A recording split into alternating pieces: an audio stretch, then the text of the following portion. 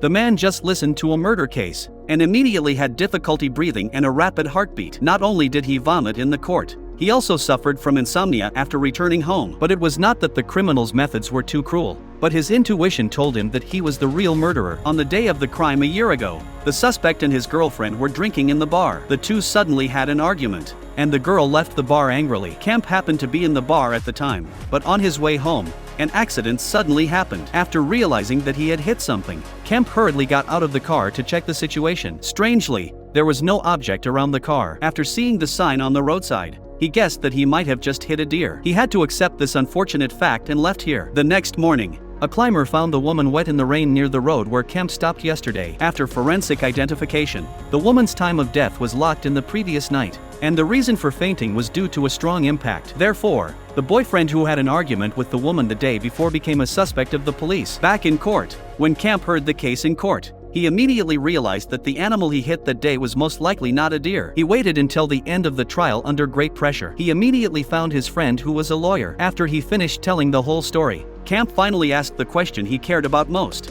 That is, if he surrendered now, would he be given a reduced sentence? However, the lawyer's answer made him even more desperate, because Kemp had a history of drunk driving. If the court knew about it, he would be punished more severely than others. Thinking of his pregnant wife, he chose to hide his experience. After the court opened the next day, the suspect Mike finally had the opportunity to defend himself. What he said was basically consistent with the police investigation. It turned out that he and his girlfriend still did not stop arguing after leaving the bar that night. At first, he followed his girlfriend to persuade her, but his girlfriend's tough attitude made him very angry. He did not wait for her but drove home directly. To this day, Mike still regrets his choice that day. If he could continue to communicate, perhaps the woman would not faint on the road. The man's sincere confession moved the jury. However, the appearance of a key witness completely changed his fate.